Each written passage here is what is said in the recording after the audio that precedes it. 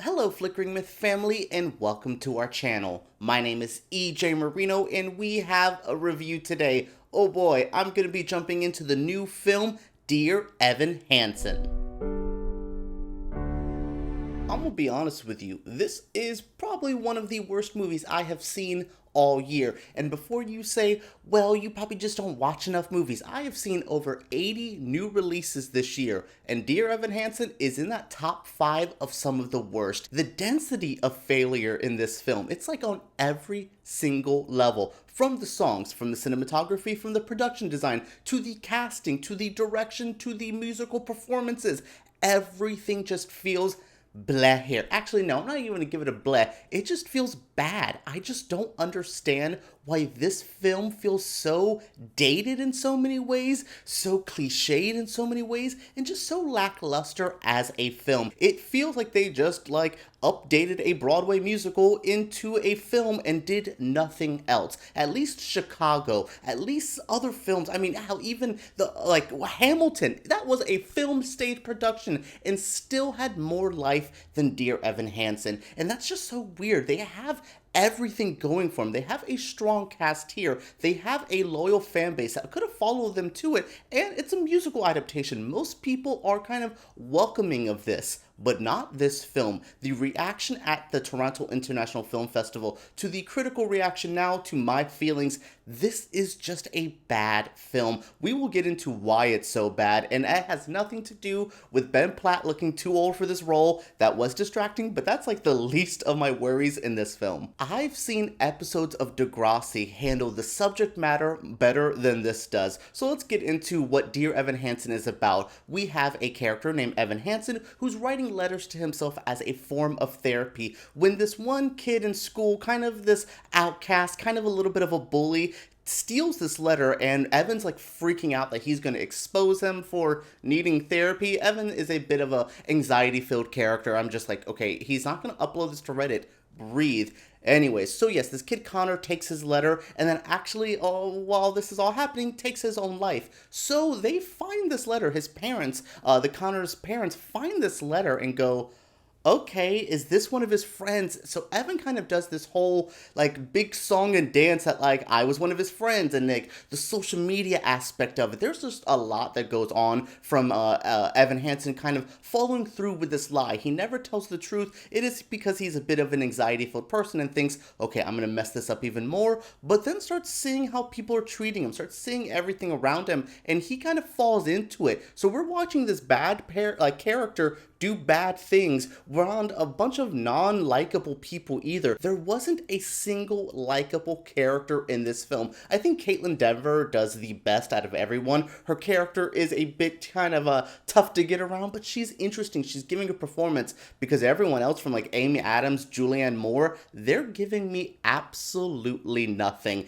This subject matter probably isn't great, so they probably got on set, saw the script, and went, ooh, yikes, let's just kind of phone this through, because they just get through it. No one, though, is as bad as just pushing through the emotions as Ben Platt. I had issues with his casting because it feels like nepotism. It feels like this could have went to a younger actor who could have got a fun role in film and really done something to elevate his career. This ain't going to do nothing for Platt. But the worst part of that is he feels like he doesn't even want to be here. He probably politicked his way to this role and then slept walk through the whole film. He has no life or energy. He feels like he begged for this role, got it, and then said, I'm kind of over this.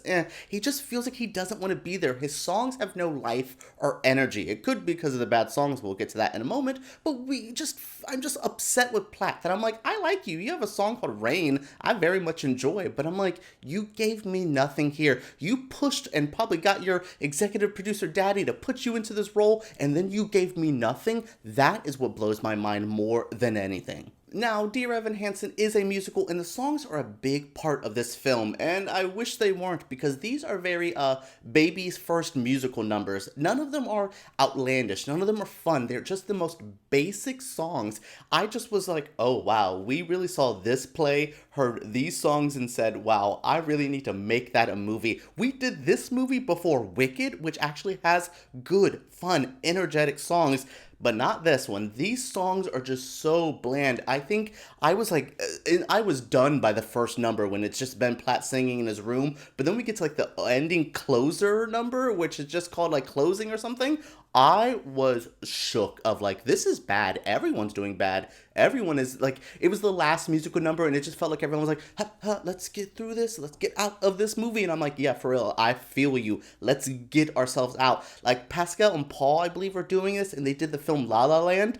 I will say, at least better than La La Land, I can understand the words. The sound mixing was a bit better on this than most modern musicals. It's a problem I have with most musicals where I hear what they're saying, but I'm just hearing da da ba ba ba da da ba. I'm like, enunciate, give me clearer words, give me better lyrics, and maybe I could actually process this. That was a bit better here. I kind of wish I didn't hear the lyrics to some of these songs, and I'm like, oh, this is a bad song. There's a song near the middle, forgot the name, but I was just rolling my eyes. This movie is like Cringe the Musical, and I'm like, oh my goodness. So yes, we have the songs, we have the production, like the mixing that I do think works, and then like the movie looks so flat and generic. It looks like it's a filmed just like a TV show. There's no life or energy. It's very flat, even lighting. I just wanted something. I wanted this musical to have a musical spark. I would have rather watched like a PSA after school special than watch this, because this is giving me after school special vibes, but it's not as entertaining. I mean, I feel like the Schoolhouse Rock is better than anything Dear Evan Hansen has. Well, this is one of my shadiest reviews of the year. After Cinderella, I thought I was gonna have a decent time with the musical, but it seems like we're gonna have to wait till later on in the year till like Lin-Manuel Miranda does one or something. Oh boy. But yeah, I was gonna say I'm let down by this movie, but I expected nothing from this. I heard the rumblings that the subject matter is pretty cringe. I saw the Ben Platt photos, but watching it, fully processing it, it is as bad as I thought. Yeah, I had a fun time watching it. It's a fun, bad movie. It's just definitely a WTF moment after WTF moment, and that's not for everyone. So I would say avoid Dear Evan Hansen unless you're really into the musical or you really want some fun, cringe, like entertainment. That could work. All right, everyone, this is it for my review of Dear Evan Hansen. I'm so glad I'm done talking about this movie. Let me know what you think about this movie and this review down in the comments below. Subscribe to Flickering Myth because we make videos like this every single week, and give us a thumbs up if you did enjoy. All right, everyone, let's talk about Dear Evan Hansen. Actually, no, let's just talk about other fun musicals down below.